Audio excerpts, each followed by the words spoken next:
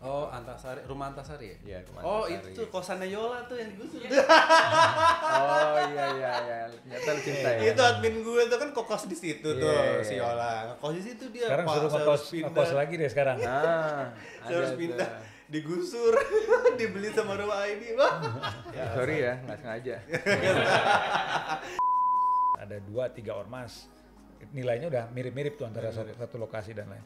Yang nggak terukur itu lingkungan. Lingkungan karena kan ada RT, RW, ada preman yang bukan ormas dan sebagainya. Iya. Itu kadang-kadang yang suka nyari-nyari lah. Langsung proposal masuk Jebret. Wah, itu yang berabe tuh ya. Iya. Gitu, istilahnya Iya. kayak gitu kan. Itu ini kan semua yang dilihat sini kan yang cantik-cantiknya kan. Tapi kan yang kita berantakan pakai helm, belepotan dan lain-lain itu kan adalah kitchen kita yang nggak kelihatan di sini.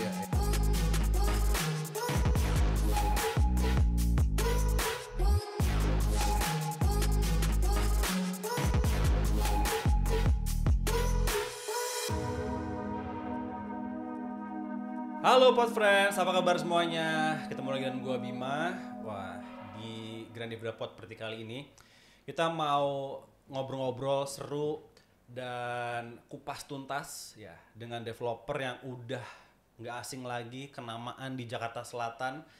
Dan ini mungkin followersnya juga pada notice dan juga seru untuk ngikutinnya karena desain rumahnya ini kece-kece dan fungsional, desainnya bagus, layoutnya juga asik. Mereka adalah dari Rumah ID. Wah, yes. Thank you udah di invite sini. Thank you sama-sama. Thank Udah you. ngasih peluang waktunya, nyiapin waktunya bisa main-main kesini ngobrol-ngobrol. Nah ini ada Mahdi dan Semi. Ini adalah dua sosok, sebenarnya 3 ya. Banyak lagi. Banyak sih. sebenarnya banyak. Kalau mau dikumpulin bisa Nggak muat. Bisa nggak muat ya. Wah itu ruangannya juga nggak muat. Ini ada perwakilan dari Rumah ID. Mereka adalah man behind the gun ya dari Rumah ID yang mendeliver rumah-rumah desain-desain yang kece-kece banget di Jakarta Selatan. Oke, selamat datang guys di Grand Divra Property. Thank you banget. Mungkin kita start dari awal standar lah ya. Misalnya background kalian nih, apakah memang ada background dari arsitek kah atau memang suka aja atau ada background dari desain atau apa gitu? Mungkin Semi dulu. Oke, thank you. Apa namanya? Jadi kita nih di Rumah ID ada beberapa tim ya, beberapa founder dan background kita surprisingly banyak yang berbeda-beda. Beda-beda, Kalau gue oke. sendiri dulu awal karir gue itu di ad agency dulu. Oh, oke. Tahun 2000-an awal lah ya. Aha. Terus dari situ sebenarnya interest gue tuh belum ada interest di properti dulu. Gue lebih interest di branding. Dari 2000 ke 2002, 2003 terus akhirnya gue putusin untuk lanjutin sekolah setahun setengah lah ya. Habis itu balik lagi gue kerja di market research. Nice. Nah, jadi branding sama market research itu sebetulnya secara nggak langsung jadi modal untuk untuk gain interest gue di akhirnya di properti gitu loh. Oke. Jadi berguna juga ya ilmunya di properti ini Berguna ya. juga karena waktu itu kan kita ngelihatnya kan kalau kita mau create produk itu sebenarnya kita harus tahu marketnya dulu kan ya. Betul. Dan di market research tuh waktu itu sebenarnya klien gue nggak ada hubungan sama properti. Sebenarnya yang gue suka tuh lebih ke branding sih. Brandingnya. Kok keren nih ada brand. Dulu malah klien kita malah banyak rokok ya. Kalau rokok kan image kan ya. Image, benar. Ada lifestyle, ada image. Terus waktu itu gue lihat kenapa properti yang ada itu di market itu cuman jual rumah aja gitu loh. Iya, Nggak ada value lain Value gitu loh. lain, Ya, akhirnya dari situ create interest gue juga dan kebetulan memang family background kita memang ya udah cukup lama di properti juga. Cuman kalau kita ngelihat properti yang di-build sama zaman-zaman dulu Generasi lah, satu, ya, generasi ya. kita ngeliatnya aduh kok rumah harus begini, kok begini gitu. Terus kita merasa terchallenge saja kayaknya wah ini asik juga nih buat rumah tapi yang kita nggak ngejual cuman secara fungsinya rumah tapi masuk ke arah lifestyle. Iya. Istilahnya rumah tuh udah bisa jadi status simbol juga kan, nggak cuman bangunan tapi ya ini apa namanya ada masuk lifestyle lah gitu loh. Benar. Jadi emang kadang-kadang ada kebanggaan juga kan, mungkin punya properti atau rumah lo di mana, itu tuh yang dibikin Rumah ID. Wah, gara-gara sekarang tuh brandingnya memang sekarang top sih, udah di mindset utama khusus orang Jaksel lah ya, itu cukup attach gitu paling nggak gitu. Amin. Kalau ya gue totally beda sih ya. Gue dari abis kuliah kerja di bank. Jadi gue almost 10 years kerja di bank di Jakarta, di Singapura. Tapi again day to day kan exposed with property dari keluarga, semua memang udah property, dan kami kan duluan masuk ke property. Jadi ya dinner table discussionnya pasti itu mulu gitu. Jadi emang it's already on my mind selalu gitu. Cuman 2015 gitu gue cabut, gue join family business ini, barulah kita lebih fokus ke bagian mana nih yang mau difokusin, which is at that time landed housing. Ya dari situ baru kita mulai merapihkan. Jadi tadinya itu ya not corporate style gitu. Habis itu kita rapihkan. Kebetulan waktu itu ada tax amnesty juga ya. Jadinya secara corporate structure-nya dirapihkan, secara finance-nya juga dirapihkan, barulah tahun 2016 secara branding kita jadikan satu branding Rumah.id. Rumah.id sendiri kalau notice sebenarnya kita baru megang domain itu baru less than 6 months ago. Wah, jadi serius? kalau lo Google cari Rumah.id itu nggak ada dulu, karena masih dipegang sama orang. Betul. Nah, baru akhirnya kita cari tahu 6 months ago siapa pemiliknya, setahun lalu lah. 6 months ago, setahun lalu kita cari dan akhirnya alhamdulillah dapat domainnya. Jadi sekarang udah take over Rumah.id beneran. Tapi kalau di Instagram udah dari dulu Rumah ID. Ya, anyway itu brief backgroundnya. Jadi mulai dari situ ya udah kita kembangin barengan sama gua, Sami dan semua sepupu-sepupu yang lain. Semua project itu under umbrella-nya Rumah ID, tapi ada masing-masing ada person in charge-nya. Gitu. Nah, balik lagi ya sebenarnya yang melatar belakangi the cousins, the cousins untuk mau ngebentuk Rumah ID itu apa? Atau karena tadi memang background keluarga semua properti kah? Atau memang ya udah nih kita fokus ke sini yuk gitu, kayak seru nih gitu. Kita di properti aja bikin Rumah ID gitu. Atau apa? Ya sebenarnya pasti ya, karena background keluarga definitely lah itu pull factornya gitu ya, pull factornya karena background keluarga ngomongin tiap hari itu dan lain-lain. Tapi yang nggak bisa dipungkirin karena ada opportunities juga. Jadi ya kalau lo pahamin gitu ya, mungkin agak perbedaannya kita dengan developer lain itu kita lucky and unlucky gitu ya. It happens to be kita nggak punya land bank yang terlalu banyak. Gitu. Biasanya kan developer key-nya adalah land bank. That's one unlucky factor. Tapi sebenarnya itu bisa jadi lucky juga. Imagine kalau kita let's say punya land bank yang kita udah siapin let's say 10 tahun. Tapi daerahnya not really berkembang gitu kan. Lo stuck di situ ya lo mau nggak mau lo harus kembangin kan. Jadi ya quote unquote dipaksa untuk mengembangkan sesuatu yang sebenarnya secara infrastruktur di luarnya not really ready gitu. Tapi kalau kita bisa milih tanahnya, which is yang kita lakukan sebagian seperti itu, kita kerjasama sama orang yang ada tanah, dia punya tanah yang menurut kita ini lokasinya bagus nih, cuy cari tanah di sana kebetulan dapat orangnya, ya berarti kita quite lucky, kita bisa milih lokasi instead of kita kalau land banking udah fokus stuck di situ. Itu sih sebenarnya. Jadi itu salah satu siasat untuk mencari tanah ya di area-area yang strategis dan menurut kalian itu area yang oke banget nih berkembang untuk jadi rumah hunian yang it's not easy karena kalau lo beli tanah kan ya lo ada duit ya money talks lah. Tapi kalau ini not only money tapi ada chemistry talk juga di situ. Benar.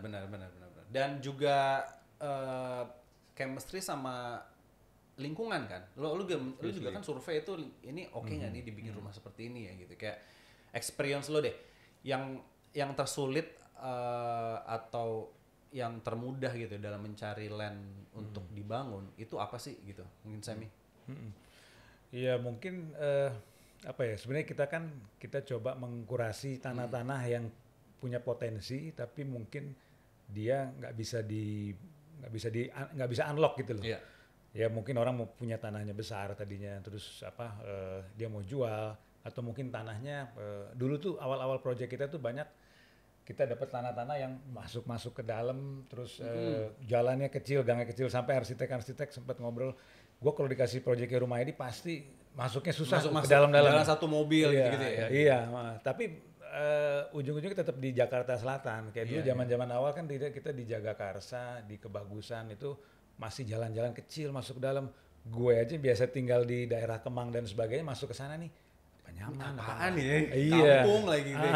Tapi ternyata si pemilik tanahnya, mereka berusaha menjual tanahnya sulit gitu loh. Kenapa? Karena emang ya tanah lu ada handicap gitu loh. Nah, dari situ mungkin kita ter-challenge dan kita bisa negosiasi sama pemilik tanah dan kita create something yang to overcome the handicap, yaitu dengan produknya desain. Jadi orang udah lupa lagi mengenai jalan masuk yang sempit. Begitu masuk ke dalam ngelihat produknya, wah, udah nggak kebayang, udah compensate lah. Karena gue experience pertama kali gue jualan ya di Grande Vida, itu produk kalian. Oh really? Oh. Iya. Rumah Kebagusan, tau lo? Oh. Itu pertama kali gue jualan itu di Grande Vida. Itu handicapnya nggak masih mending gitu bro? Masih mending ya? Masih mending. Itu tapi gue di situ gue jualnya tanah nih bro. Oh yang paling ujung kanan. Yang ujung kanan itu klien pertama gue. Itu bayarnya nyicil lagi. 12 kali. Tuh bayangin. Itu kalau diceritain handicapnya banyak banget tuh, bukan tanah aja. Sampai ke IMB waktu itu ya. Ini rumah Jagakarsa. Rumah Kebagusan kan? Rumah Kebagusan. Yang IMB-nya itu yang 2 meter atau berapa tuh? Oh iya yang depan. Iya. Jadi gue itu kan rumahnya pojok kan, tanahnya pojok. Ingat. Kalau nggak salah sampai sekarang ya. Belum dibangun. Gue nanya sama nanya sama marketing lo tuh siapa namanya? Dulu siapa? Lia, bukan Lia ya? Bukan. Cewek Pokoknya sampai sekarang belum dibangun, bro. Iya. Sampai sekarang belum dibangun. Jadi gue nggak tahu dia buat apa. Mungkin nanti kalau ada duit baru dibangun. Tapi kan udah 5 tahun yang lalu. Iya dia land bank di situ sih. Iya. Gue inget. Tapi emang gue kayak baru lewat situ. Emang asiknya bro, kalau udah kita ngebangun, terus berapa tahun kemudian, lo pengen lihat barang lo itu sesuai sama yang lo rencanain awal apa enggak. Dari sisi estetika sama penghuni-penghuninya nyaman apa enggak di situ. Nah gue kebetulan berapa bulan lalu tuh lewatin situ, sengaja gue masukin, ini kita tinggalin waktu itu masih keadaan bagus, sekarang masih di-maintain sama dia. Karena ya part of design itu bukan cuma jualan bagus sekarang doang, tapi untuk easy maintenance juga penting juga. Ya jadi itu salah satu kelebihan dari Rumah ID juga ya. Lo nggak cuma jualan beli putus lah gitu ya. Lo beli tapi berkesinambungan gitu. Lo dalam jangka panjang rumah ini tetap bagus dan areanya juga terawat gitu. Supaya menunjang ke semua rumah itu kan ya. Seperti itu kan ya gitu. Nah, memang itu kan cukup tren ya. Rumah ID tuh mencari rumah atau tanah-tanah yang di dalam-dalam gitu, kayak Sami bilang tadi kan. Gue kan kebetulan tinggalnya juga dari daerah situ tuh, ya. Maksudnya punya bokap kalian tuh yang bikin Kebagusan Teras. Oh iya. Iya kan? Bokap yang bikin ya? Ingat iya. Kantor. Kantor bokap. Ya itu Iya. lucu juga tuh. Jadi kita buat project di daerah Kebagusan, terus kantor bokap sebenarnya awalnya nggak ada hubungan sama properti, terus kok ngelihatnya seru juga nih diputar di properti itu, tiba-tiba dapat lahan deket-deket project kita. Terus ngobrol sama kita, akhirnya inget kok. Iya, gue tinggal di situ. Nah, ya itu kan jalannya kan kecil-kecil banget kan. Tapi yang seperti Sami bilang tadi, ketika udah tahu handicapnya kecil, tapi pas masuk gitu ya, lingkungannya enak, rumahnya bagus, desainnya keren, lingkungannya nyaman. Akhirnya kita lupa gitu. Kita ada berada di bukan kayak di area yang bukan area yang terpencil atau apa, tapi kayak area sendiri yang kayak hidden gem gitu. Jadi merasanya seperti itu sih gitu loh, dengan desainnya kan. Nah, kalau ke desain yang menginspirasi kalian untuk membuat desain seperti tren saat ini ya, selama mungkin berarti kalian udah berapa, 5 tahunan udah ada? 6 tahun? Lebih. 2006. Kalau formally kan 2015 ya. 2015. 9 tahun ya. Oke, dan desainnya kan lebih ke modern tropis, modern minimalis. Terus apakah sampai sekarang juga kalian tetap menjaga desain seperti itu? Dan apakah arsiteknya itu lagi apa in-house, atau kalian ada hire arsitek luar gitu. Ya, kalau gue sih believe ya, kita di tim believe kalau creativity itu akan lebih berkembang dari luar. Jadi kalau kita kerjain semuanya in-house sendiri, at one point lo nggak ada kreativitas baru gitu. Sedangkan kalau lo kita pakai external, mereka kan yang lebih membaur keluar. Pasti ya ide-ide baru bakal datangnya lebih banyak ke mereka. Kalau kita kerjain sendiri mungkin lebih terbatas. Jadi ya bukan mostly, semuanya pasti arsiteknya dari luar semua. Dari luar. Ya kan? Ya. Ya arsitek-arsitek yang sebenarnya yang kita coba lihat tuh yang punya potensi. Jadi kita memang waktu awal tuh sedikit menghindarin pakai arsitek yang udah punya nama banget gitu ya. Karena pertama budgetnya mahal. Cari yang lebih murah ya, apalagi yang baru-baru Kadang-kadang lulus, kita carinya, yang udah pernah magang di iya, sini. kita cari yang jebolan-jebolan arsitek yang udah pengalaman ya kan, terus ini punya potensi dan waktu itu awal-awal kan era-era sosial media 2015 tuh lumayan mulai baru kencang. Nah kita salah satu strategi kita juga nyari arsitek memang yang udah punya captive followernya juga gitu. Dan kita juga pengen naikin dia juga bisa naikin kita secara nggak langsung gitu loh. Ya jadi kita pilih arsitek yang ya udah yang punya follower dan punya style sesuai sama kebutuhan kita juga gitu loh. Tapi jadi nyari arsitek yang bisa growingnya bareng juga ya ternyata ya gitu ya. Kayak Atelier ini tuh kita pakai Linea 2013. Iya. Riri belum terlalu hype kan ya dulu ya 2013 ya. Belum. Sejak itu baru tuh mulai tuh dia diambil sama developer lain, sekarang dia akhirnya meledak juga ya. Nah kita pengen yang gitu-gitu lagi tuh, yang another new arsitek yang mulai rising dan sebagainya, supaya kita bisa, kadang-kadang arsitek yang udah terlalu senior dan sebagainya sulit untuk bekerja sama juga sulit karena kita kan punya idealisme, ada idealisme arsitek, ada kita tahu local market knowledge-nya seperti apa. Untuk nge-bridging-nya tuh kadang-kadang agak sulit kalau udah bentrok ya. Itu. Kadang-kadang kalian kan pasti kalau developer ada dari segi fungsionalitas sama pasar, market kan lihatnya kan gitu loh. Kalau dari arsitek punya idealis sendiri. Menurut gue ini bagus kayak gini desainnya gitu. Kalau tapi market nggak suka kayak gini, ya udah nggak bisa ya kita jadi penengahnya sih. Ya mungkin kalau kita mau semuanya keinginan arsitek kita gas semua. Ya bisa, tapi bagus jadi cuman ya akhirnya rumahnya kemahalan, akhirnya kesian bayarnya kan. Benar.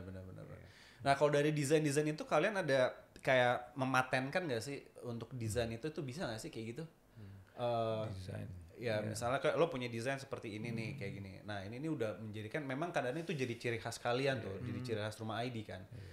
Gue waktu itu sempat jualan di yang Jakarta Timur tuh Rumah Setu tuh temen yang beli.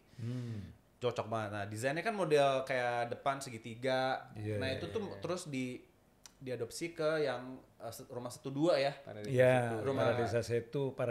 Iya kayak gitu. Apakah itu bisa dipatenkan nggak sih desain itu? Sebenarnya kalau mematenkan desain itu agak sulit ya, karena kan kita juga sebenarnya secara internal juga kita nggak mau desain kita yang itu terus juga, kita mau berkembang juga kan, dan kita mau lihat juga dari masing-masing arsitek juga punya ciri khas lah. Nah kita coba ngambil ciri khasnya si arsitek itu, tapi mengcombine dengan apa yang kita pengen gitu, brief kita gitu. Jadi nggak selalu. Dulu mungkin zamannya rumah tropis itu atap-atap pelana, atap-atap yang orang ekspos atap, tapi lama-lama mulai masuk ke yang nggak kelihatan atap, yang box-box gitu kan, box-box. Jadi kita berusaha melihat pasar juga, tapi juga menyesuaikan kita lihat secara jangka panjang lah, secara maintenance tadi kan Mahdi bilang juga kan, dan sebagainya, menyulitkan atau enggak dan sebagainya gitu. Jadi kombinasi lah.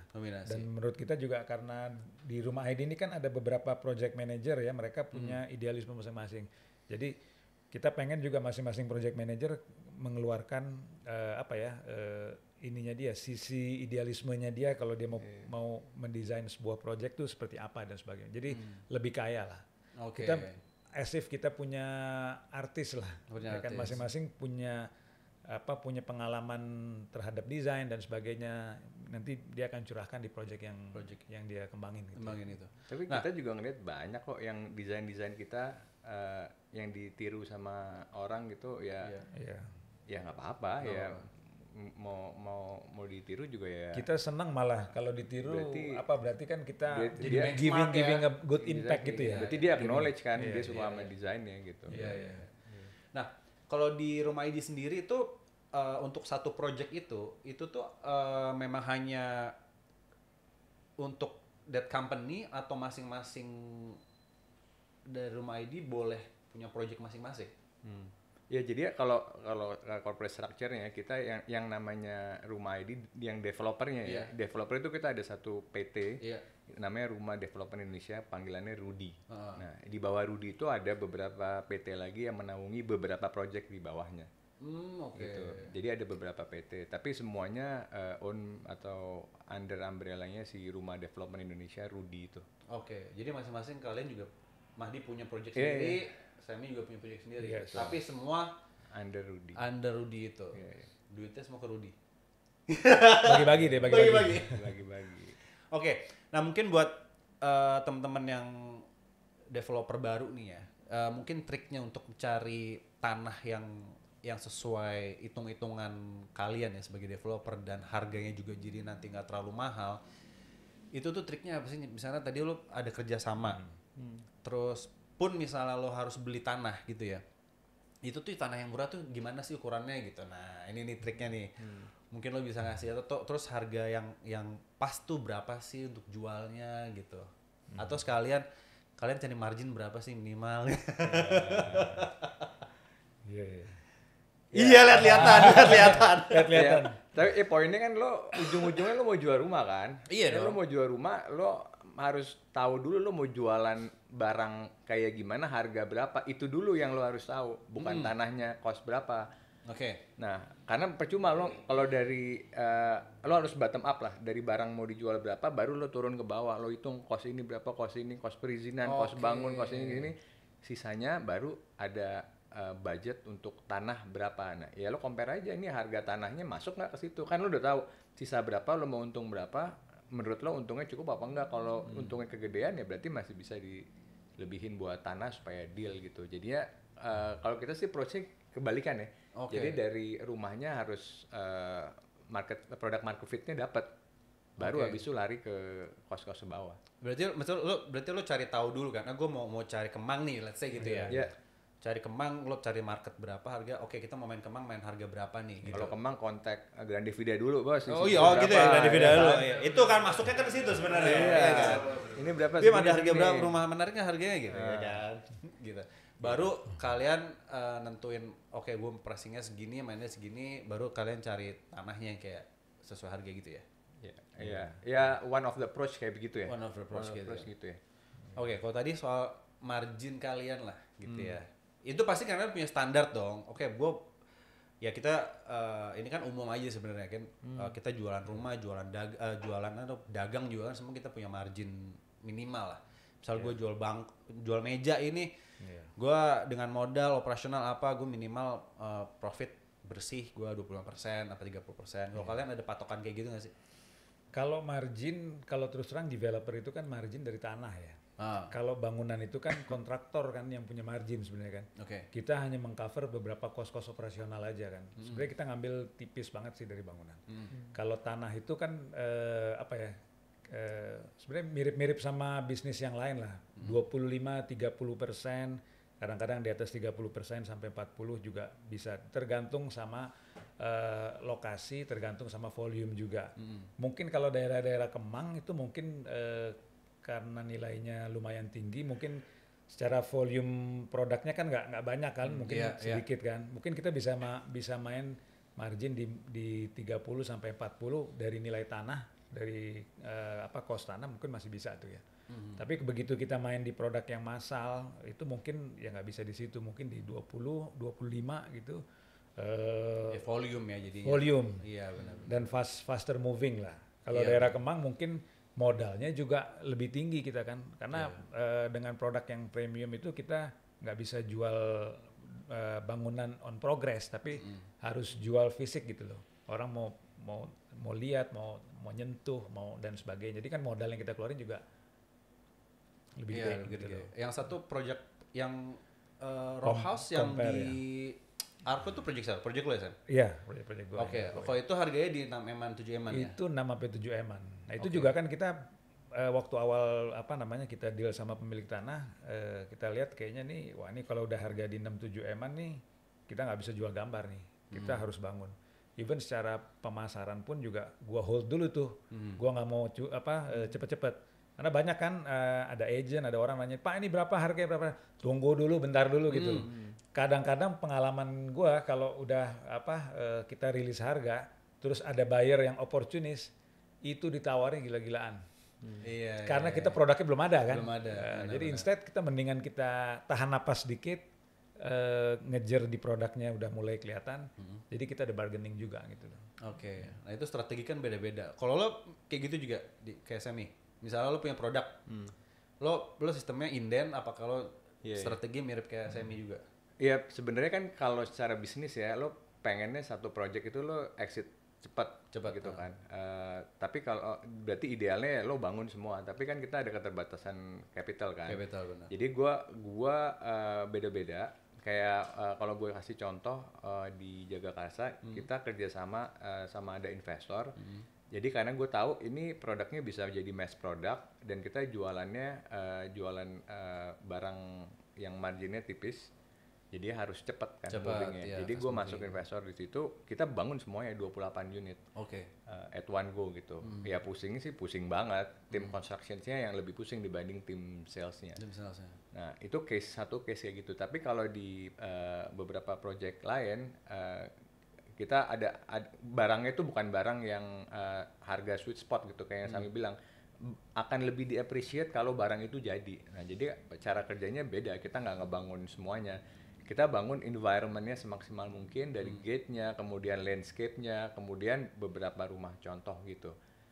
Nah, alhamdulillah pada saat kita ngejalanin itu ternyata salesnya cukup bagus. Lokasinya di Antasari. Ya akhirnya niatnya mau bangun beberapa, akhirnya kebangunlah semuanya secara organik penjualan. Oh, Antasari, rumah Antasari ya? Iya, rumah Oh, Antasari. itu tuh kosannya Yola tuh yang digusur. Oh iya, ternyata lu cinta ya. Itu admin gue tuh kan kokos di situ tuh si Yola. Ngekos di situ dia. Sekarang Pak, suruh saya harus ngekos lagi deh sekarang. Nah, Saya harus pindah, digusur, dibeli sama rumah ID. Wah, Iya. kocak dia akhirnya pindah ke Pondok Cabe akhirnya. Jauh amat. Yo, makanya sering telat. Yalah. Sorry ya, nggak sengaja. Untung gak ada orang ya nih. Nah, ngomong-ngomong pas soal ngebangun, ini gue ada pengalaman sedikit. Gue sempat ada renovasi. Waktu itu kan gue ada Grand Nivida Design, terima jasa renovasi gitu ya, di Pondok Indah. Nah, lagi ngebangun gitu, ada aja tuh biasa ormas-ormas. Oh, iya. Pada suka dateng ya kan, you know lah gitu kan, pada suka minta-minta malak-malak gitulah. Nah, sepengalaman kalian nih, apalagi sebagai developer sering banget bangun rumah-rumah perumahan gede atau rumah yang hanya 4 rumah 3 rumah di pinggir jalan gitu, sering nggak sih disambangi sama mereka tuh? Ya pastilah, kita kan orang baru ya, selalu kan jadi orang baru di situ. Ya kita harus bisa mingle gitu. Cuman bedanya ada yang caranya berbeda-beda approach-nya gitu. Pasti kalau kita masuk ke suatu lokasi baru, kita juga pengen ada value added buat lingkungannya juga. Pasti nggak bisa dipungkirin lah. Nah, cuma kalau ormas itu memang tipikalnya ada yang taringnya 2, ada yang 10 gitu. Ya, jadi ya approach-nya harus lebih pas. Ya kita pasti kontribusi sih. Kontribusi. Itu ada orang khusus kalian yang kayak gitu sendiri atau emang lo turun langsung? Mostly kita langsung sendiri sih. Oh ya? Iya, mostly kita sendiri. Negosiasi lah. Iya. Kalau Tapi di tahap awal biasanya lebih banyak. Kalau ormas malah, kalau menurut gue sih ormas lebih terukur ya. Jadi antara satu project yang lainnya tuh ormas lebih nilainya tuh udah tau lah. Yang jelas dia apa namanya, ada 2-3 ormas. Nilainya udah mirip-mirip tuh antara satu lokasi dan lain. Yang nggak terukur itu lingkungan karena kan ada RT, RW, ada preman yang bukan ormas dan sebagainya. Itu kadang-kadang yang suka nyari-nyari lah. Tapi biasanya gue strateginya tuh biasanya kita ngobrol biasa ke RT dulu, ke RW dulu. Sebelum mereka minta, biasanya kita nawarin dulu gitu. Gue nih develop di sini loh. Gue punya budget buat ngerapihin. Kita lihat dulu, kita survei dulu apa sih yang mereka butuhin, kayak misalnya salurannya mampet, apalagi ya. Ini ada balai warga yang retak-retak dan sebagainya. Baru kita ngobrol gitu loh. Nih gue ngelihat ini masih kurang bagus dan sebagainya. Ini gue punya budget nih untuk ini. Sebelum mereka minta yang aneh-aneh biasanya. Itu lumayan ngebantu untuk ngurangin permintaan walaupun nggak 100% ya. Kadang-kadang kan ada yang begitu kita masuk RT yang nggak bersinggungan sama kita, RW yang langsung proposal masuk jebret. Wah, itu yang berabe itu ya. Gitu ya. Tapi intinya itu ujungnya hubungan manusia sih, kita gimana approach-nya sih. Iya. Nah, cuma kan kadang-kadang nggak cuma 1, 2, kadang-kadang ada 5 datang lagi. Cuma kan itu kan akan nambah expenses dong gitu dan. Nah, apakah kalian udah mentokin ya? Pokoknya gue budget buat yang kayak gitu-gitu sekian. Kalau lebih cut gitu, gue nggak bisa. Atau ada apa kalian masih bisa stretch kayak gitu? Ya sebenarnya dari awal memang udah ada budget operasional ya. Budget operasional biasanya digunain untuk beberapa hal, salah satunya seperti itu gitu. Jadi kita sebenarnya ya alhamdulillah kita ada puluhan project, jadi benchmarknya itu udah ada gitu. Jadinya ya mudah-mudahan nggak pernah meleset sih ya. Jadi cukup oke lah so far dengan budget itu. Jadi aman lah ya. Ya jadi, mungkin kalau yang cost overrun tuh biasanya terkait sama infrastruktur jalanan, cut and fill, ya itu kita bisa punya budget tapi realisasinya mungkin beda gitu. Tapi kalau di Ormas enggak sih. Nah, sekarang topik soal digital. Nah, tadi kan Sammy lebih ke branding. Berarti apakah soal ya digital lebih ke media sosial gitu yang branding si Rumah ID ini, ada peran Sammy lebih besar di sini kah? Arahnya mau kemana atau strategi gimana? Apakah memang udah tim juga? Apakah kalian hanya menggunakan seperti Instagram gitu atau ada yang lain kah? Gimana Sam? Ya kalau untuk digital ya kita biasanya bareng-bareng sih, kolaboratif effort lah. Dari sisi brandingnya kita mau arahnya kemana, itu kita ngobrol biasanya kan.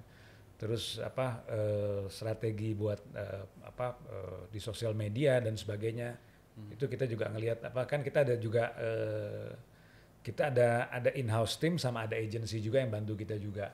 Tujuannya juga buat ngebuka opportunity di dunia digital nih kurang lebih arahnya kemana sih. Jadi kita dapat knowledge juga dari situ. Nah, sama agency berarti untuk nge-develop brandingnya juga atau konsep-konsepnya lebih ke situ atau gimana? Ya, sama agency sebenarnya kita ngelihat untuk melaksanakan apa sih yang target-target kita tuh. Karena kan mereka sebenarnya agency ini men-set timnya khusus untuk kita gitu. Kita pengen ada tim yang terlibatnya ada 4 atau ada 5 tim gitu ya untuk ngejar ke branding exposure kita juga gitu loh. Kan ada 2 sebenarnya kan kalau di social media itu ada yang ke branding, fokus di branding sama fokus di lebih ke penjualannya ya. Penjualan. Nah, kalian kalau di IG ini ya. Rumah ID, rumah tadi. Nah, boleh nih beli satu di kantor. Boleh. Ini ada salesnya di sini satu, boleh kalau misalnya Mas. Ini kayak mobil BYD ya, yang BYD. Tesla. Ini ya monitornya ya. Bisa di tas. Bisa nih gue kesel ke atas tuh. Wah, asik nih. Beneran? Dari situ ya. Gue katasin di sini, gue katasin. Berarti followers lu udah sekitar 72.000. Nah, ini juga ada konsep-konsep kayak ada reels kayak gini. Itu ada tim sendiri atau pakai agensi tadi? Ya, jadi si agensi ini memang kreativitas datangnya kan dari mereka, tapi kita ini kan yang day to day di dalam bisnis itu kan, jadi kita juga harus ngasih feed information yang tepat ke mereka. Nanti mereka yang ngolah menjadi ini, dan kita juga ngelihat dong kompetitor kurang lebih yang works kayak gimana, yang kita kurangnya di mana, itu yang kita feed juga ke mereka. Tapi yang kalau ngomong teknikal yang edit ini impressionnya mau dibuat kayak gimana ya mereka lebih paham lah ya, gitu. Oke. Kan ini semua kan terukur kan dari satu post ini impact ke leads-nya berapa, dari leads itu dari misalkan dari satu post gitu ya yang impressionnya berapa, yang ngeklik berapa, yang jadi kontak ke kita jadi leads berapa, terus sampai jadi sales, itu semua bisa diukur. Nah itu sebenarnya peran dari tim digital kita, tim teknologi kita itu yang berperan di situ. Dari mulai orang, jadi dipisahkan tadi kami bilang yang pertama untuk si brandingnya itu dia nge-create sebanyak konten untuk nge-create orang menjadi leads gitu. Setelah jadi leads itu baru ditangkap sama tim teknologi dibagi-bagiin gitu ya leads-nya ke beberapa agents. Untuk kemudian filter jadi visit. Kalau udah jadi visit baru jadi sales. Oke. Gitu. Nah dengan wah belum di follow nih. Via belum di follow Vi. Gimana sih Vi? Tambah satu hari ini ya kan. Nggak apa-apa. Tambah 4 nih. 5 nih. Nggak apa-apa, nggak usah di follow, di book aja. Unitnya. Nah dengan digital ini lo impact-nya cukup bagus nggak sih? Dan apakah berasa, apakah memang hanya oke gue cuma buat awareness aja? Banyak leads yang datang dari sini juga banyak sih ya, memang leads kita kan ada beberapa source of leads gitu ya. Yang paling banyak ya melalui sosial media lah pasti. Nah, kan kalau kita punya target sales berapa, kita tahu conversion rate dari leads ke sales tuh berapa doang gitu kan, 2-3%. Berarti kita balikin aja, kita mau jual 10 rumah berarti harus kali 50 kan, kalau misalkan kita ngomongin 2% gitu ya. Berarti harus ada 500, udah tuh kalau 20 kali 50 harus ada 1.000 orang yang jadi leads gitu. Yang jadi cuma 2 gitu. Kita selalu target, kita kasih target ke mereka, lo harus create this much leads gitu, this much leads ya, karena kita butuh sales sekian. I see. Nah terus terkait sales gitu ya, lo untuk penjualannya ada agent sendiri kah in-house? Apakah lo kerjasama juga dengan agent-agent? Nah, kita mancing nih. Dua-duanya lah. Dua-duanya, oke. Ya. Kan kalau dari developer kan yang penting rumahnya kejual kan. Mau kejual. Nah, so far persentase penjualan yang lebih banyak dari in-house apa dari kerjasama dengan agent-agent luar? Kalau dari total sales sih memang masih lebih banyak kan in-house ya. In-house ya. Tapi nggak bisa dipukul rata. Di beberapa project itu memang butuh external agents karena memang udah market di situ dia udah lebih jago misalkan gitu ya. Oke, kita jual barang mahal. Misalkan gue ngambil ini aja yang contoh misalkan gitu ya. Kita buat di Pondok Indah gitu. Harga di Pondok Indah misalkan 10 miliar. Mungkin nggak works out nih kalau kita caranya seperti ini. Nah, mungkin lebih konvensional yang lebih masuk gitu. Berarti kan kita harus punya rekanan agent kan. Mungkin komisi digedein. Iya. Bonus-bonusnya. Iya. Closing fee-nya. Iya. Nggak kasihan, ntar customer-nya bayarnya kemahalan jadi ya rumahnya. Sebenarnya ujung-ujungnya sih kita ngelihatnya jualan, yang namanya jualan itu kan bukan berarti jualan lo iklan sekarang jualan sekarang, ya pasti kita juga ngejar yang itunya pasti kan, tapi kita lebih coba ngejar ke si Rumah ID ini create apa ya, orang yang punya interest di rumah, mungkin lo nggak mau beli rumah sekarang tapi ya lo follow dulu deh. Jadi ngelihat supaya kita masuk ke top of mind-nya. Karena kan sekarang pemain properti banyak yang main di Instagram, dan bukan cuma properti aja kan. Kita tiap hari di screen kita tuh ada berapa brand tuh yang masuk di sini kan.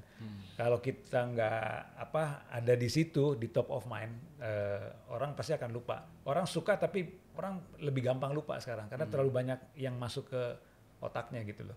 Nah kita coba di sini engage terus mereka supaya mereka tetap ingat dan sebagainya. Once mereka udah siap budget dan mereka mau beli rumah, mereka akan reconsider lagi. Nah ada cerita lumayan seru juga tuh. Jadi ada salah satu pembeli gue tuh waktu itu di salah satu proyek kita Rumah Kebagusan kalau nggak salah. Terus dia mau beli Rumah Kebagusan tapi waktu itu budgetnya kurang. Jadi akhirnya dia beli apartemen. Fasa Kebagusan, bukan Rumah Kebagusan. Dia beli apartemen. 5 tahun, 4 tahun kemudian dia kembali ke kita di proyek kita yang lain. Gua seneng sama proyek lo nih, tapi dulu belum punya budget. Sekarang gue udah jual apartemen, masuk nih bikin masuk. sekarang. Nah, berarti kan itu kan mereka engage ke kita nggak Iya, nggak iya. langsung mereka beli. Nah itu juga yang harus kita perhatikan juga. Sama juga yang nggak kalah penting kan sosial media ini kan hanya apa ya? Menurut gua sosial media itu hanya di level di atas lah untuk interest orang buy produk dan sebagainya. Tapi yang lebih penting tuh pada saat dia ke lapangan, dia ngeliat produknya sesuai. sesuai dan dengan setelah yang namanya sukses jualan tuh bukan jualan on paper, kita jual sold out 3 bulan 4 bulan.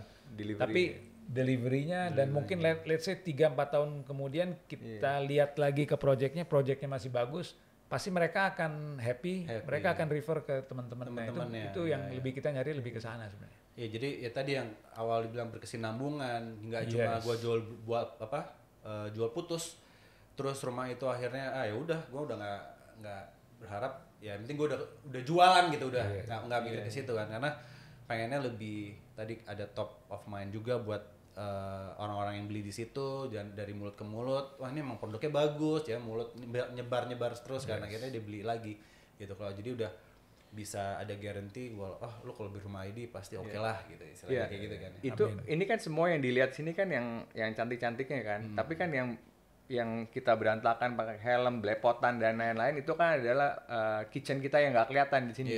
Kerja kita di lapangan yang challenge-nya di situ. Itu nggak kelihatan. Nah, itu sebenarnya nyambung sama most of our buyers itu kan first home buyers. Jadi itu tanggung jawab besar buat kita. Lo bayangin orang seumur hidup pertama kali beli rumah itu kan the biggest bill yang dia harus bayar. Terus kalau dapat rumahnya yang mengecewakan kan itu ya kita juga sedih banget kan. Nah itu jadi tanggung jawab besar yang diberikan ke kita, itu menjadi challenge buat kita. Benar-benar. Jadi memang ada hubungan emosional juga ya dengan proyeknya dan calon pembelinya ya, supaya tadi tetap ada keterikatan dan ya bertanggung jawab juga gitu loh. Nah oke. Yang terakhir gue mau bahas soal kayak tren ke depan sama let's say tahun depan ini kan mau ada PPN 12%. Lalu ada mau dengar-dengar juga ada insentif-insentif BPHTB mau dihilangin atau mau diturunin tarifnya segala gitu. Nah, yang pertama soal tren dulu dari desain dan model rumah kali ya, atau layout atau lingkungan itu kayak apa sih gitu. Ya, kalau tren mungkin nggak beda jauh ya dari tahun yang udah berjalan ya. Cuman mungkin yang kita perhatiin itu sekarang karena orang lebih banyak mereka aware dari rumah itu nggak cuman bentuk dan arsitektur aja, mereka udah aware mengenai spek teknis building dan sebagainya. Nah mungkin ke depannya tuh mungkin orang akan istilahnya akan ngulik di detailingnya lebih banyak lagi, karena si buyer ini udah punya knowledge nih. Bahkan sekarang orang beli rumah itu mereka udah punya interior desainnya gue mau pakai ini, landscape-nya nanti gue pakai ini. Jadi udah ada referensi gitu. Iya kan banyak banget sekarang referensi. Jadi kita pun juga waktu kita ngebangun rumah juga udah mulai memperhatikan hal-hal seperti itu juga. Jadi lebih trennya kalau menurut gue sih lebih ke material bangunan dan sebagainya. Kalau secara arsitektur sih menurut gue nggak jauh beda dengan yang udah berjalan sekarang. Iya. Oke. Yang jelas mungkin ini kali ya, tren itu bisa dipengaruhin mostly kan dipengaruhi sama external factor ya. Yang gue bisa kasih contoh tuh misalnya salah satunya perizinan. Dulu lo bangun rumah di Jakarta, let's say di Jagakarsa, itu KDB-nya cuma bolehnya 30%. Cuma 2 lantai. Dua lantai. Jadi kan kalau lo ngikutin perizinan ya barangnya jadi gede-gede gitu kan. Nah sekarang 2022 itu memang Jakarta itu udah dirubah secara perizinan, lo bisa dibuat lebih vertikal, 4 lantai, KLB lebih tinggi dan lain-lain gitu ya. Nah berarti tren itu pasti akan ngikut ke situ juga. Betul. Jadi makanya sekarang lo pasti bakal ngelihat beberapa rumah yang lebih compact lagi nih, produk-produk baru. Iya. Walaupun yang gue personally pengen coba tapi belum ada kesempatannya itu sebenarnya untuk ngebuat low rise gitu ya. Secara perizinan diperbolehkan. Lo punya bangunan 4 lantai kayak apartemen tapi 4 lantai. Jadi ya physically kayak apartemen tapi feels like home. Oke. Gitu. Feels like landed to me. Jadi lebih ya most likely lebih naik lagi sekarang ya. Iya. Kalau lo mau di area-area yang Iya, strategis sentral. dan ya area Jakarta Selatan, pusat atau yang ini pasti Iya, akan lebih iya. naik ya, 4 lantai malah ya. Betul. Gitu. Dengan luas tanah yang ya balik lagi nggak besar gitu. Terbatas. Iya, Iya. iya. Tadi kalau misalnya yang soal ya ke pemerintah lah yang rencana tadi PPN. ada PPN 12% itu akan pasti punya dampak lah ya gitu. Iya, ya pasti kan ujung-ujungan PPN itu menjadi harga jual kan, karena customer bayar gitu. Kalau naik 1% ya berarti customer akan kena 1%. 1% lagi. Kalau dari kita kan jadi harganya mau nggak mau harus naik kan. Kalau naik itu berarti marketability-nya agak ada impact sedikit gitu. Iya. Walaupun ya kita ada PPN masukan, ada PPN keluaran juga. Iya, iya, iya. Nah itu challenge juga ya buat developer sekarang. Yang Di kesian kan depannya ya. segmen yang menengah nih yang menurut gua agak kesian nih karena kan di segmen menengah yang bawah kan ada BLT, ada bantuan-bantuan pemerintah yang lainnya. Kalau yang atas ya udah dia mungkin naik 1%, no worries lah. Cuman yang menengah ini yang nanggung-nanggung itu yang Makin agak kehimpit. iya. Sebenarnya kalau lo ngeliat naiknya bukan 1% ya. Satu dari 11 itu 9% sebenarnya naiknya. Iya jadi lumayan banget tuh. Lumayan. Nah kita berharap tahun depan nih kan kalau 12% kan bukan isu lah, itu udah ongoing gitu kan. Yang masih menjadi isu itu kan adalah rencana PPN ditanggung pemerintah itu tahun depan mau ada lagi dan BPHTB mau ada something lagi gitu. Iya, iya. Ya kalau itu memang benar akan direalisasikan berarti akan impact banyak ke property sector. Property. Yang untung siapa? Ya customer. Oke. Nah, ya udah kayak kita udah cukup ngobrolnya, udah kupas tuntas dengan Rumah ID. Udah nggak kerasa 45 menit kita udah ngobrol panjang lebar. Udah tahu. Udah siap beli berarti. Udah pernah. Siap beli ya. Lewat Grand Divida. Ya udah, Semi, Mahdi, thank you banget udah main-main ke Podperti. Mudah-mudahan bisa menginspirasi juga buat pod friends semuanya, dan kita juga akhirnya tahu juga man behind Rumah ID siapa aja, dan ya kita udah tahu lah Rumah ID produknya juga oke banget. Yang mau follow IG-nya tadi udah ada, ya mau beli jangan lupa hubungi tim Grand Divida Property ya untuk beli produknya Rumah ID. Pasti. Jangan langsung, jangan langsung. Tetap ya. Oke, Mahdi, Semi, thank you banget udah main sini. Makasih semuanya. Bisa berkolaborasi di kesempatan-kesempatan lain ya. Thank you Sukses guys. juga buat Grand Divida. Thank you. Pod Property.